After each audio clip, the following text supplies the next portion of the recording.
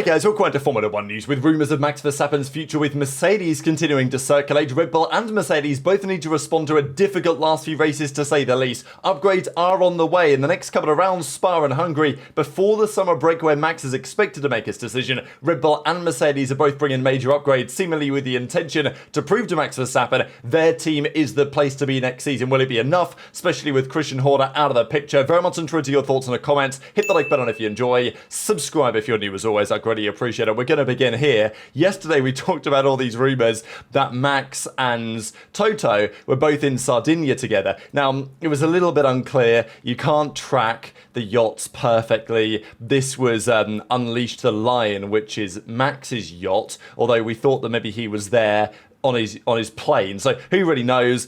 There was also talk about this yacht called Soiree, but it doesn't seem like that's Toto's yacht, although some say that it is. So, I don't know, like, obviously everyone's been getting into this.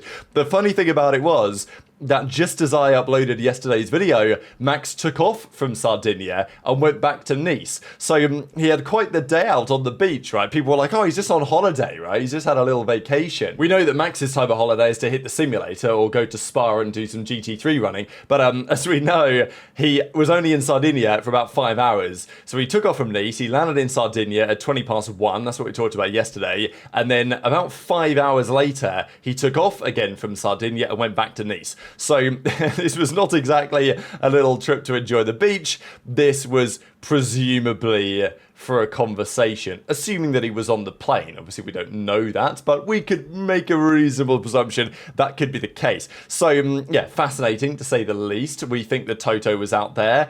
Is this contract signed? It took them 5 hours. They got the job done. Was this merely turned up, had a chat, went back, had food, went back? Plausible, who knows? I would imagine that given the Christian Horner news, which was, let's be honest, I think Horner's departure from Red Bull has been coming. The timing of it is the very interesting part, and I don't really think that people saw it coming. It's not like Toto knew, or Max really knew, although maybe he did kind of know that, let's say, Horner was on his way out the door. I think it makes sense that Toto would probably want a slightly renewed discussion with Max, given the recent circumstances at Red Bull and what that means for him. It's like, okay, Max, Horner leaving, does that make you more likely to stay? Or what does the situation look like if we pay your €105 million buyout, which apparently Mercedes are willing to do, even if he's not fourth in the championship, maybe we can come to some sort of an arrangement. Now, understandably with all this, there has been some fake news floating around. Look, you just got to be careful with some of these accounts, although this graphic does go kind of hard, so I will save this one just in case it's necessary at some point. But yeah, it's not true that he's signed a 5-year deal. It's also not true that Russell has signed a 3+1 year deal, and this certainly was not coming from AMUS, right? So just, be a little bit vigilant out there with what you might see online.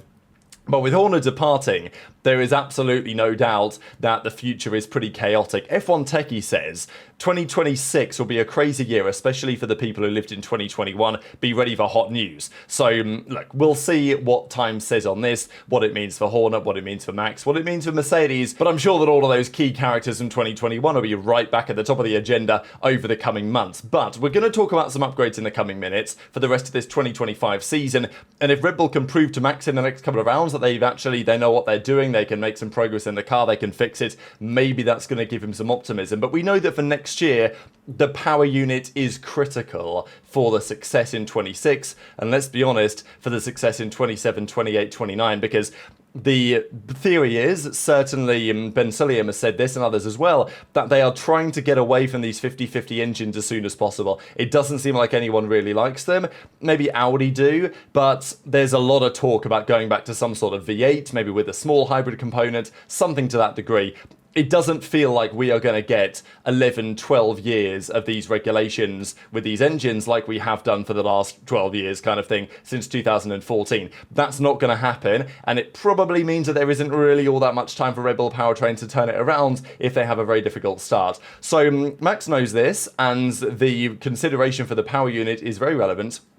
And this is what the current understanding is. So Dr. Obbs, knows a lot of people behind the scenes, especially at Red Bull, but he's talked to a fair few people over the last 6 months. This is what he says. Mercedes power unit development is very advanced. Multiple disconnected people saying the talk is that they are currently in the best place performance-wise. Ferrari, many I talk to, think are second best, but not far behind. So that could be positive for Ferrari. I think we don't really know what the situation is, but there's been a theory that Mercedes are miles ahead, nobody's going to catch them. This is suggesting, it might actually be kind of close. Maybe Ferrari are well positioned. We also know, as I've said before, it's not just about the power units, the fuel is also important, and if Shell do a better job than Petronas, that could make up the discrepancy. One argument to consider. But also, reliability is key. We know that Mercedes, at least until recently, but really the entirety of the turbo hybrid era, did a killer job with reliability compared to the other teams. And Ferrari, their concerns may be there again, as it was in 2022 and some other years where Ferrari's power unit has been fast, but not especially reliable. It could take time to work out the bugs. Honda, now this is interesting because there was a rumor quite a while ago that yes, Honda actually was struggling quite heavily because it's worth keeping in mind, the Honda that currently make the Red Bull engines for this year and previous years, that are certainly far better than the McLaren Honda engines of a few years ago, they figured it out, but lots of those individuals who worked for Honda were acquired by Horner and the Red Bull powertrains unit because Honda were quitting, right? Honda were gone. And then they decided, actually, no, okay, we will come back in. F1's in a better spot now, and the new regulations, the 50-50 type stuff with the hybrids, pretty attractive because of the electrical stuff. It was back then. I think it's definitely less attractive for the manufacturers right now. But lots of those individuals are gone, so there's no guarantee that in 2026 they're actually going to do a great job. I mean, they're partnering with Aston Martin. That's effectively the Works Aston Martin team. Adrian Newey is going to be designing the car. It's probably going to be kind of fast, but the power unit could be a disaster. So, nothing has been heard apparently since 6 months ago, so either it's all resolved, unlikely to me, or there are still some issues. Red Bull are a big unknown, and he says the info's locked down like Fort Knox. I've not heard it from anyone about Red Bull about it. That's coming from another team folks that I speak with. The rumours are that they're behind the curve. So who knows, right? Max will know more than we do from the outside, but the general theory is, yeah, Mercedes are the strongest, probably Ferrari close behind. Honda could well be struggling. Audi admit themselves that it's going to be a bit of a disaster. And if Audi are saying that they're going to be way behind, difficult to imagine the Red Bull powertrains in their first year doing it are going to be right there. Especially because Horner's just been fired, and there's maybe a feeling that if Horner was leading that to a really dominant success, or he'd really excelled, maybe he wouldn't have been let go. Part of the potential reasons why he was fired, but I'm sure there was far more to it than that. So this will be critical for next year. It will be relevant for Max's decision as well. We know that Horner's going to be on the market as a team principal at some point. We don't really know when. He's currently still a Red Bull employee. He's just off any operational duties day to day. So what's going to happen next for Horner is a very big question. Could he go to Ferrari? If he even did, and whether he would even want to, we know that Horner would like control. He likes to dominate a racing team. He thinks that having one talisman to lead every department is the way to do it. And to be fair, that recipe proved pretty successful at Red Bull. Would Ferrari ever allow that? That, I think, is a very different question, and a question that, frankly, Fred Vasseur is currently battling the top brass at Ferrari with, I think, for some more control of the entity. There's also what Hamilton would think about it, and I'm sure he wouldn't have the most positive opinions about it, but, it could be something that is not entirely impossible over the next couple of years.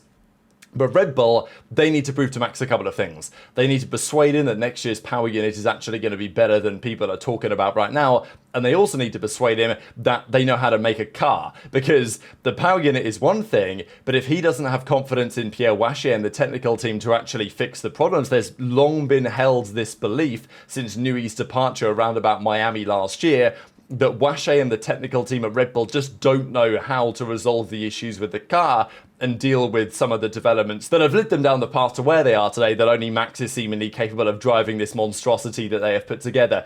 So where do they go from here? Because if they can't prove quickly that they actually do understand these regulations, they do understand how to bring more performance to the car and deal with some of Max's issues that he's been complaining about for a long time, then how can Max have any confidence? The engine is probably not going to be as good as Mercedes. Even Horner said shortly before he was fired, it would be embarrassing if we beat Mercedes next year. That's not a particularly good sign of confidence for Max. And maybe Washay is a fraud and has no idea what he's doing. That's another question that needs to be quickly alleviated. So that's why these Red Bull upgrades in the next couple of rounds are so critical, to try and prove to Max that, yeah, we got rid of Horner, Jos didn't like him, please stay. Max wants more than that. Max wants a car that's going to be able to win. And next year, Red Bull aren't giving many signs of being able to deliver that right now. That could change in the next few rounds, but probably not very much. So, a couple of Red Bull upgrades, or updates, before we get to the upgrades. Lindblad, he did that debut session at Silverstone and FP1. And Marco says, in our opinion, the teenager did well. His speed was right, his statements profound. The technician satisfied with his performance. Thought it was interesting now that all these comments are coming out of Marco. Now, I know that Marco does this a lot, but it's kind of a shame, right? Like, the era is over. The era of Marco saying one thing and Horner saying another is over. I imagine that Mekis and Marco are going to be more aligned. Or maybe Marco's not going to be there too much longer if Max leaves. If Max leaves, Marco ain't staying. There's no way. Maybe it could be the other way around as well.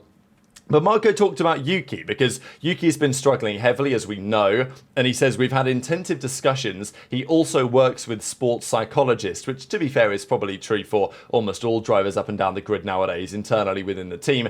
But I think probably especially critical for when you're alongside Max. Unfortunately, like Max, he had no chance in the race with the wing. It was interesting because earlier in the weekend, they had Yuki on a stronger downforce rear wing and Max on a weaker one.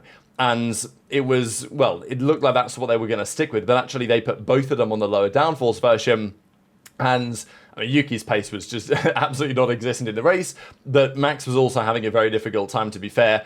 Max made a number of mistakes, went off track several times. Clearly, that car was incredibly challenging, so it was expected that Yuki probably wasn't going to be able to do much with it. But he says that we are feeling an increase in performance. We are optimistic that this will soon become apparent. So we'll see. I'd love for Yuki to turn it around and start doing well. There were signs in qualifying at Silverstone that he might have been able to get there. In the second qualifying session, he had an issue, I think, with his electrical deployment, which probably cost him a spot in Q3. So we'll see if they can figure that out. And Marco also talks about the drivers at Racing Bulls. Says people sometimes forget that Liam and Isaac are the youngest driver duo in the Premier class. Lawson and Hadjar are strong enough to hold their own, and it depends on their form on the day how the team performs, including in terms of strategy. So, giving a little bit of credit. I don't think Lawson's really ever going to get back to Red Bull, but he has done a bit better lately, and Hadjar needs to keep up his good work if he wants to shoulder that Red Bull seat next season. And maybe they're going to have 2 seats to fill over there if Max were to leave. And this is why the upgrades are very important, right? We know that the teams, after the summer break, are probably going to bring not much of anything at all. After the summer break, I'm not expecting much. Maybe a couple of pieces here and there. Maybe a couple of test parts that the teams think might still be relevant for 2026. But mostly it'll be nothing at all. It's before the summer break where everything is very critical, especially because, as we understand it, Max's contract clause comes into effect at the summer break. So it may be the end of July, it may be now, but it may be in the summer break. That's the theory, that if Max is lower than third in the championship in the drivers, he is currently third, and Russell has closed in on him over the last few Grand Prix, despite a very challenging weekend for Mercedes in Silverstone. If Russell was to overtake Max in the championship over the next 2 rounds, which is admittedly unlikely, the current gap is 18 points, which is, if he outscored Max by 9 points per round over the next couple of rounds, which is not impossible, but relatively unlikely. It would take a Russell performance at Spa like he had last year when he won. Well, he crossed the line first and then he was disqualified, but you know what I'm saying. It would take that and then another disaster class and Red Bull to overturn the gap. And also Russell probably on some level has to recognise that if he does overtake Max and activates Max's contract clause, he may be signing his own assassination request or whatever, as we know. So that's very interesting. But if Max was to stay third at the end of this period, let's say into the summer break, then Mercedes, if they wanted him, would require a massive buyout. And the rumour is that Mercedes are down to do it, but we're not really sure if they would be. I mean, we're talking 100 million euros or something, right? Maybe there's a debate to say, look, Max is better than George. I don't really think anyone's denying that. Is he 150 million euros better than George? It depends how tight the fight is at the top, I suppose. There is a bit of a debate to be had on that. So I think as far as Red Bull are concerned, they want to give Max the best car possible because it increases the chances that he stays third, and therefore he can't just walk away for free. And it also shows Max, they're like, yeah, we know what we're doing, right? We're giving you a car that you can win with, you can compete with, the McLarens with. I think Max honestly would like to see Yuki do better in whatever car they give them, just to kind of show that Red Bull are able to bring an upgrade which actually helps another driver in the car. But that's the way the championship standings currently look, and Red Bull have upgrades on the way. New parts on the car for both weekends, for Spa and for Hungary. So they brought a couple of changes. There was talk actually that the new floor upgrade they brought to the Red Bull has given them more performance, but then they used that questionable rear wing, and it was great in quali, but in the race when it was raining was an absolute disaster. I wouldn't be surprised if Max is right in the mix of the next couple of Grand Prix, especially with upgrades on the way. I think what's quite interesting about this whole dynamic is that it's the same story over at Mercedes. Rumour has it that they are also not backing down on their development, and they are also bringing upgrades in both Spa and Hungary. So on some level, Russell is probably sitting there thinking, do you have to? Can we delay the upgrade so that I definitely don't overtake Max in the championship? But I don't think Russell thinks like that. Russell thinks, give me the best car, I'm going to win the race, and I'm going to prove that you don't need Max. And I think that's a very commendable attitude from Russell. Whether that sways Mercedes' decision, if he is the one that would potentially be on the chopping block, which I still think he would be if Max was to join. It's interesting. I mean, this actually isn't George. This is Kimi, of course, who, again, had a difficult time out in Silverstone, but so did George, not all of his own doing. But they also bring in upgrades, right? So I think the same could be true for Ferrari as well. They've got other things in the pipeline. I don't know what McLaren are doing. Frankly, they don't need to do anything, really. The championship is too far out of reach now for anyone else. It's not impossible. Like, you look at these numbers, it's not impossible that Max were to win it, but it's very, very slim, the likelihood now. And whatever McLaren do with their car from now to the end of the season, realistically, it's a two-horse fight at the top of the championship here, and McLaren dominating, as we know, the Constructors' title. But Red Bull are bringing upgrades, so are Mercedes. So they're still pushing hard, at least until the summer break. They're pushing hard. After that, I don't expect to see too much more from those teams until the end of the season. But Bradley Lord says it, we've got some performance upgrades coming in both Spa and in Hungary. So we'll see what that does to the Mercedes, how close they can get to the McLaren, but also whether Red Bull are able to prove to Max that their car is making strides, but also whether Mercedes are able to prove to Max as well, because at the end of the day, whatever you think about Max leaving in a way it makes a lot of sense, Mercedes had a miserable British Grand Prix, and apart from the win in Canada, it's been pretty miserable for some time, despite a reasonably strong start to the season. McLaren have embarrassed Mercedes over the last few years, going from nowhere in this ground effect era to the best car by far. Mercedes have done nothing, really. They've won the occasional race. And if Russell does get kicked out for Max, you've got to feel terrible for this guy on some level, right? Like, he was stuck at Williams while the Mercedes was great. Finally joins, it goes like all downhill. And then maybe when they're finally good again in 2026, he gets kicked out for Max. It would be a bit of a nightmare scenario for him. But just before we close, I wanted to run this past you guys. Which midfield team is most likely to become a front runner next year? There are some options. Now, the funny thing is that every team right now could be considered midfields, because even Sauber, as it stands, they're currently scoring points. So, if you want to consider the current frontrunners to be McLaren, obviously, Mercedes, Ferrari, Red Bull, which is probably fair, then who could join that pack, or who might drop down from the pack, as it were? Maybe Red Bull, you consider them to be a midfield team right now, if it wasn't for Max Verstappen. There's obviously a debate on this. The question I would say is, what is defined as a front runner? Like, where do you have to be considered a front runner? Is that regular podiums? I think that's probably a reasonable enough assessment, to be fair. But then the question is, who's most likely to achieve that? On some level, you might say, well, maybe even Williams, because Williams or Alpine, a team that's getting Mercedes engines next year, seems like, especially Williams, they're making some good strides. There is a world where, the Mercedes engine is the best. Mercedes, McLaren, probably the two strongest teams in that scenario. Williams could be right there. But the thing is, even if that's the case, am I expecting Williams to be especially close to those other two teams? Yeah, Williams might be third in the championship, but, they might not be a front runner in the sense that maybe McLaren and Mercedes are just way down the road. So that's one argument. I think I could also see the argument very much so for Aston to say, look, if they nail it, if Newey nails it, they've got the factory. If Honda nail it as well on the engine side, they can actually be a contender. I think my point there is there's a chance that Williams next year are the third best team, maybe Alpine. There's actually a chance of that. But I think there's no chance that Williams are actually competing for the title, whereas there is a chance that Aston might, theoretically. So anyway, that's my read on it. Intrigued to your thoughts, as always, on all of this stuff in the comment section below. Hit the like button if you enjoyed, subscribe if you're new, take care, and I'll see you next time.